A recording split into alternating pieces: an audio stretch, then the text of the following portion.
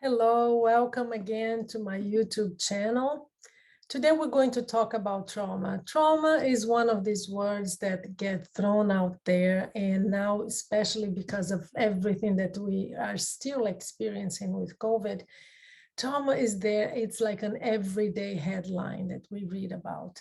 And I thought it would be a great idea to just share with you my favorite books on trauma.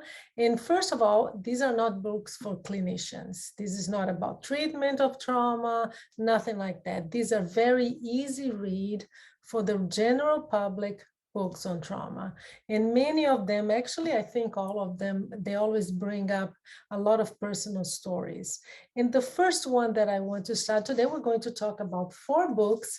3 of them I have right here. The 4th is one that I love, but I could not for the life of me find it. My house is kind of a mess right now. I really couldn't find the book. But anyway, I'll show you that one online. It will be just as good. But I want to start today with one that is very recent, just came out actually in 2021. And the authors, you will know them for sure. It's called What Happened to You? And it was written by Bruce Perry, who is a leading psychiatrist in the US, one of the most famous psychiatrists on childhood trauma. And the other author is Oprah Winfrey, which there's no need to explain who she is or to present her. But I love this book. And the first reason why I love it is even the title itself. It changes the way that you look at trauma, and especially traumatized people, because what they do here is to change your perspective on how you look at people like that, people who go through trauma, who sometimes develop PTSD, and they talk extensively about PTSD here. But what it does is to invite you to not ask about symptoms. Why on earth does she do that? Something like that. Always think in the back of your mind, the first question, that's what they pose here. The first question you should ask is, what happened to you? So this is I know it seems very simple, but it really shifts the way you look and you relate to trauma and to traumatized people, because it makes you understand, or at least try to understand, what led them where they are. All the behavior that they might experience and express, how they relate to others. It's not about who they are, but how did you get here? Please explain to me what happened to you. And I think that's a beautiful, it's a beautiful way of looking at trauma.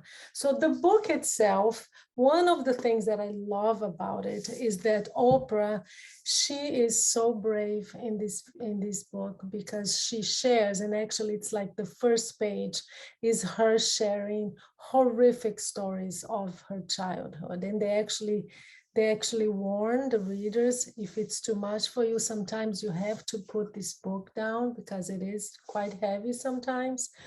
But what they do, and they pair up in a way that was brilliant. She shares some of the stories from her childhood and how she saw it as a child and how it affected her and led her to who she is, and how it shaped the way that she related to people. And then Bruce Perry comes and explains it from a scientific point of view with other cases of clients that he's had all his life. So it's a beautiful way, the way they do this. And I'm going to just read one paragraph that she writes. She's talking about how she was whipped as a child very, very often, practically daily. And when she talks about it, and I want to read this because it just shows you that even as a child, you may not understand what's happening, but there is always a feeling there that this should not be happening to me. So she writes, at the time, it was accepted practice for caregivers to use corporal punishment to discipline a child. My grandmother embraced it. But even at 3 years old, I knew that what I was experiencing was wrong. She shares beautiful, very touching stories of her childhood. Some are really, reading it really, even for me, I deal with trauma all the time with my patients, but even for me, I had to, wow, just stop and breathe a little bit. And one of the most moving, I think, passages of the book was she was talking about the day that it was a movie that I don't remember the name of the movie, but the scene was her sitting down with a child and tucking the child in, tuck her in. And the director didn't really give her a lot of explanation because probably he didn't think he needed to. And he just told Oprah, just tuck her in. And she just sat down and looked at the child in bed. She sat by the bed, looked at her, and she didn't know what to do. And she just looked around and everybody was, well, what is happening? Why is she not doing it? And then again, come on, Oprah, it's simple. Just sit down on the bed on the side of the child and just tuck her in. And again, and she said that she started feeling this shame because she actually got up and she went to him and she said, I don't know what that means. Because the truth is she was never tucked in. And that moment, even now I'm feeling it. Oh, I remember I just closed the book and said, oh my God, that is, wow, it's so powerful. And yeah, and the director, of course, helped her, but it's a movie, it's a beautiful book. It's one that's hard to put down. And Bruce Perry does a great job explaining how the mind works, how your brain works, how it's connected to your emotions, how you physically experience trauma. So please do get it. They talk about PTSD. And how some people develop PTSD and why some don't. Self-regulation, how does it happen in your body too and in your brain, and some techniques. Memory, how does trauma affect your memory? So there's so much. You will learn a lot. You have a lot of explanation. There's a lot of wow moments here. Even for me, I study trauma all the time. And this is a book that I finished few months ago, and I'm sure I'll go back to it many, many times. So I highly, highly recommend it. The second book I want to present to you and show you is Trauma and Recovery by Judith Herman. I love this book. And one of the reasons why I love this book is it has all the information, a very easy read again, talks about the body and your brain, how it works, how trauma becomes trauma. It's an event that then becomes trauma and what makes that happen. Why is it that for some people, an event will not, maybe even if it's traumatic, it doesn't become trauma itself or PTSD. But the one thing that I really love about this book is that it talks about collective trauma, and we are going through something like that. So it really helps you understand COVID-19. It doesn't talk about COVID, of course, but it talks about collective events that become collective trauma. And it also associates, and that's something very unique in this book, it associates it with politics and also with social and economic circumstances. And how sometimes it is because of those circumstances or events that trauma, actually the study of trauma owes a lot of that, of momentum to the fact that, for example, it had political relevance at the time. And it talks about, for example, shell shock. Shell shock started to be studied because there was a need, all these soldiers coming back from World War I, and they were developing all these symptoms and problems, and there was a need to understand. And then with Vietnam, it just peaked with Vietnam, and that's when the study of PTSD and shell shock, that's what it was called then, and that's what made it possible. Also, rape or sexual violence, domestic violence. When did domestic violence become a subject of study? With the feminist movement. So I really love the fact that she associates not only with individual, because what she says, it's one of the main messages of the book is that trauma is not just individual, it's always collective too. There's always this piece of trauma that not many authors talk about. Also, the other thing that it really focuses on, and if you're interested in understanding sexual abuse and rape in terms of treatment, in terms of how it becomes trauma or PTSD, it really zooms into rape as one of the main topics that she explores in this book. I'm going to read something that she wrote. She says, repression, dissociation, denial, these are all phenomena of social as well as individual consciousness. And it really operates on social and individual level. So as I said before, she comes from a different perspective, that it's not just the individual. She doesn't talk, and she gives, of course, she talks about some individual cases. But what really made me stop and think about, I had never thought about it this way. And now again with COVID, I mean, it's a trauma, it's a collective universal now, right? It's not just, it didn't affect just one or two countries, and we're all in this together. And this book really helped me understand how collective trauma sinks in, how we absorb it, how it shapes society and cultures. So it's really, really, really interesting. And the last thing I want to talk about this book, Trauma and Recovery, is that it talks about compulsion. And that was one of the moments in this book that I stopped, so I hadn't thought about it this way.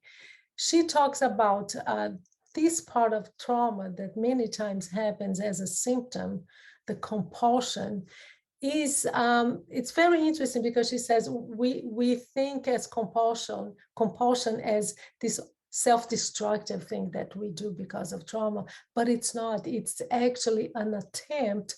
We do it over again, over and over again. This, whatever the compulsion is, it's a way that we're doing that to try to repair the injury. And I hadn't thought about it this way. I said, well, sometimes and it's judgment, right? It's bias and judgment to think that the compulsion can be something, and it can be self-destructive, but many times it's a way that we have, and that's us and the brain trying to deal with the trauma, but it's a way that we go back and back to that situation to try to repair it. And many times we ask ourselves, how can they go back to the man who beats them up? Or how can they go back to the house where there is so much shame, there is so much abuse? Because it's not conscious. It's not something that we stop and decide to do. It's unconscious, but it is sometimes this repetition and this going back to the situation that is traumatic in itself. It's a way that you're trying to repair that injury. So it's really, really interesting book. I actually listened to it first. I do that a lot, and I really recommend it. When I don't know the book and I haven't heard a lot or read a lot about it, I listen to it first, and many times because I listened and I loved it, and I took notes, and I take a lot of notes with this one. See, that's what I do. I have a lot of notes from this book.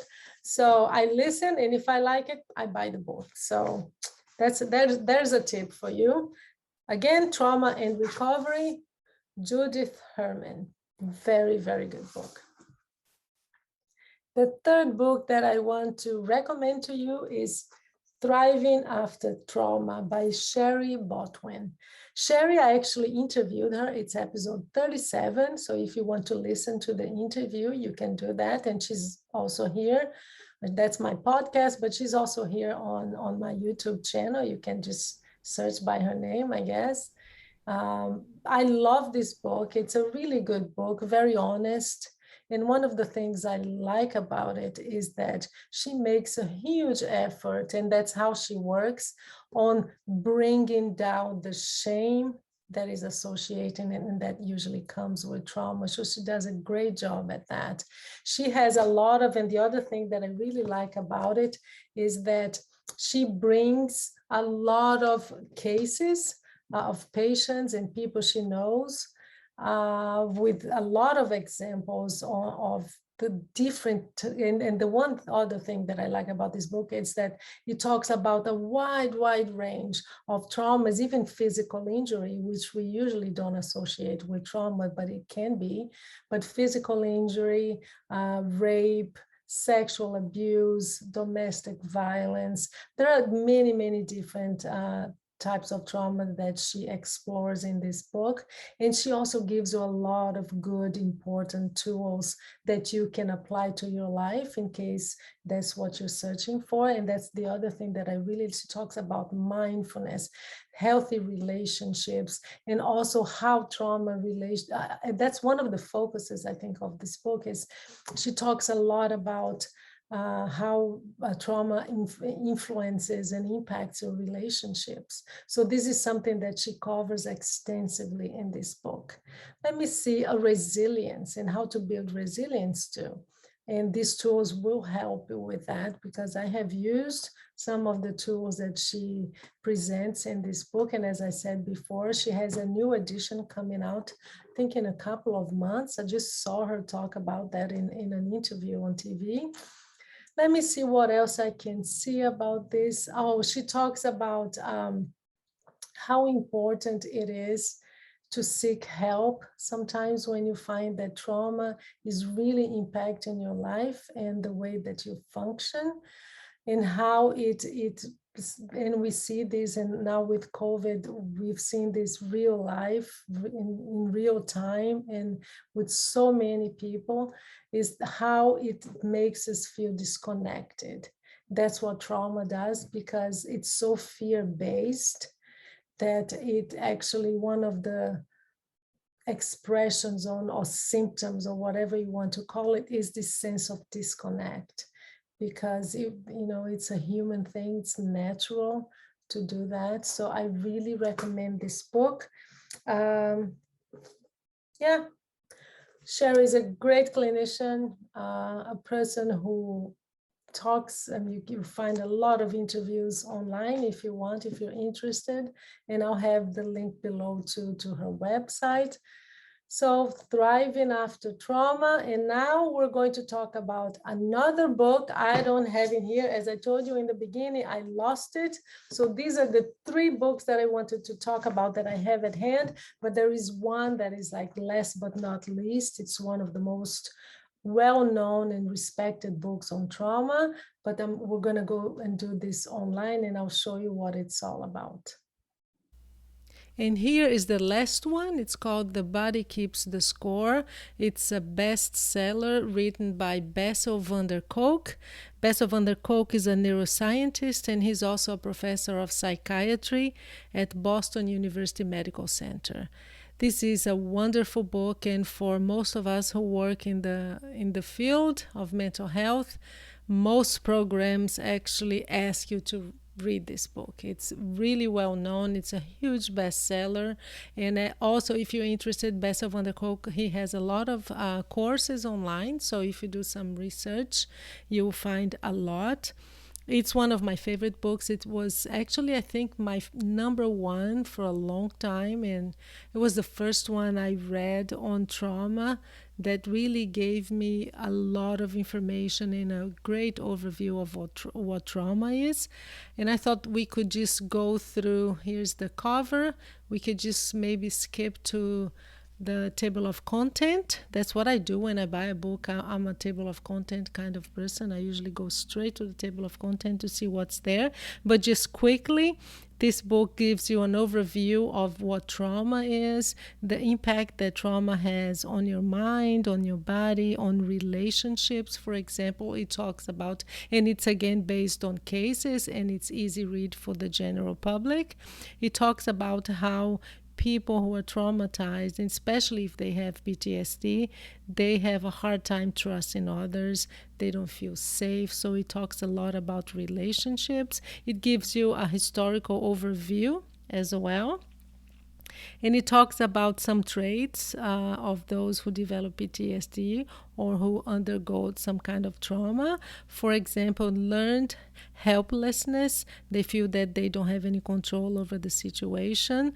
They don't feel any power. That's how they they perceive the world. It's a world that's not safe for them, that leaves them powerless. There's a lot of resignation too. He talks about that. He talks about symptoms.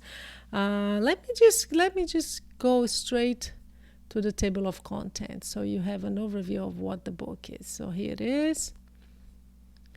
Table of contents. So the rediscovery of trauma, that's when he talks about the Vietnam veterans. That's when the study of trauma, as I mentioned before, in one of the books that I just talked about and reviewed for you, that's when the study of trauma really started strongly because of Vietnam War and PTSD, or shell shock as it was called back then. So all the revolutions, what has advanced, the kinds of treatments that they started doing, what we know works right now. The brain, this is your brain on trauma, body-brain connection, how you have this sense of losing your body and losing yourself, this disconnect that you have from the self.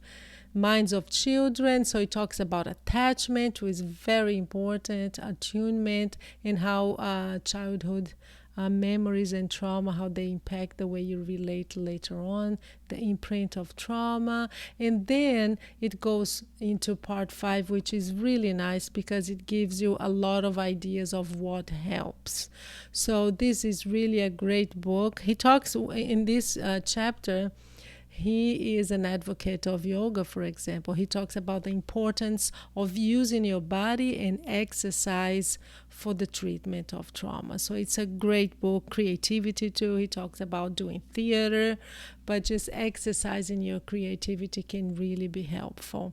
So here we are. I hope you like this review. Please like the video, subscribe if you're interested in the topics that I cover, share the video. It really helps find my audience, and it helps people who are searching for content like you. Buy the books or listen to them, do what I do. I usually listen to the books. If I like it, then I'll buy it. There's so many ways to get books now. Your libraries, I'm sure you can get them through your libraries. That's how I get most of my books, especially the audiobooks. Thank you for being here. I hope you enjoyed it, and I'll see you next time.